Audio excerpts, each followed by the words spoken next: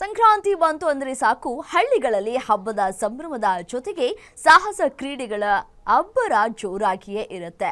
ಗಡಿ ಗ್ರಾಮದಲ್ಲಿ ಈ ಬಾರಿ ರೈತ ಮಿತ್ರ ಬಳಗ ಆಯೋಜಿಸಿದಂತಹ ಅಂತಾರಾಜ್ಯ ಮಟ್ಟದ ಎತ್ತಿನ ಗಾಡಿ ಓಟದ ಸ್ಪರ್ಧೆ ರೋಚಕವಾಗಿ ಜರುಗಿದೆ. ಆಂಧ್ರ ಮತ್ತು ಕರ್ನಾಟಕದ ದಿಗ್ಗಜ ಎತ್ತುಗಳು ಮೈದಾನದಲ್ಲಿ ಅಕ್ಷರಶಃ ಧೂಳೆಬ್ಬಿಸಿವೆ.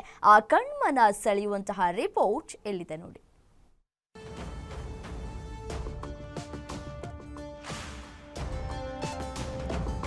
ಮೈನವಿರೇಳಿಸುವ ಎತ್ತಿನ ಗಾಡಿ ಓಟಕ್ಕೆ ಎಂದು ಚಿಕ್ಕಬಳ್ಳಾಪುರ ಜಿಲ್ಲೆಯ ಜನರು ಸಾಕ್ಷಿಯಾಗಿದ್ರು.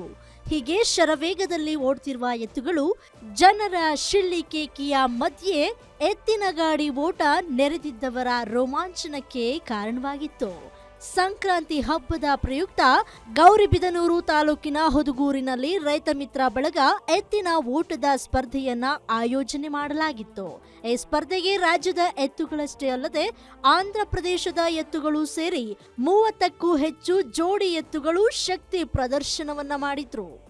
ರೈತ ಮಿತ್ರ ಬಳಗ ಹೊದಗೂರು ಸತತ 4 ವರ್ಷಗಳಿಂದ ಈ ಒಂದು ಕಾರ್ಯ ಮಾಡ್ಕೊಂಡ್ ಬರ್ತಾ ಇದೆ. ಇದು 4ನೇ ವರ್ಷದ ಎತ್ತಿನ ಬಂಡಿ ಓಟದ ಸ್ಪರ್ಧೆ.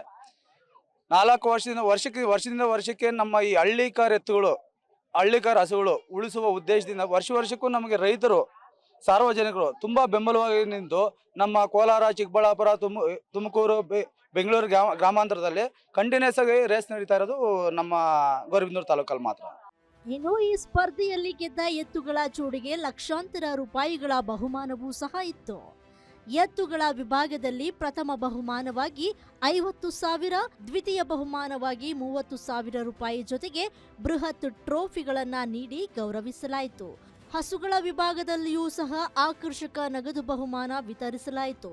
ಈ ಸ್ಪರ್ಧೆ ಆಯೋಜನೆಯ ಮೂಲಕ ದೇಸಿ ತಳಿಗಳ ಸಂರಕ್ಷಣೆಗೆ ಆಯೋಜಕರು ಒತ್ತು ನೀಡಿದ್ರು.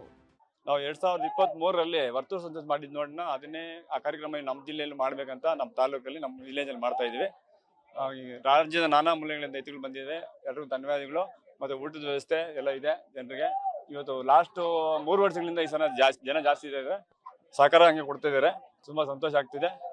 ಅಂತಿಮವಾಗಿ ನಡೆದ ಹಣಾಹಣಿಯಲ್ಲಿ ಆಂಧ್ರದ ಕೊತ್ತ ಚೆರುವು ಗ್ರಾಮದ ಸಾಯಿ ಟೆಂಪಲ್ ತಂಡ ಮೊದಲ ಬಹುಮಾನ ಮುಡಿಗೇರಿಸಿಕೊಂಡರೆ, ಆಂಧ್ರದ ದೇವಗಂಗ್ವಾರ್ ತಂಡ 2ನೇ ಸ್ಥಾನ ಪಡೆಯಿತು. ಕರ್ನಾಟಕದ ಕರ್ಣಸೂರ್ಯ ತಂಡ 3ನೇ ಸ್ಥಾನಕ್ಕೆ ತೃಪ್ತಿಪಟ್ಟುಕೊಂಡಿತು. ಒಟ್ನಲ್ಲಿ ಗಡಿ ಭಾಗದ ಈ ದೇಶಿ ಕ್ರೀಡಾಕೂಟ ಕೃಷಿಕರ ಮತ್ತು ಕ್ರೀಡಾಭಿಮಾನಿಗಳ ಮನಗೆಲ್ಲುವಲ್ಲಿ ಯಶಸ್ವಿಯಾಯಿತು ಅಂದ್ರೆ ಸುಳ್ಳಲ್ಲ. Rajappa, guarantee news, Chikkaballapur.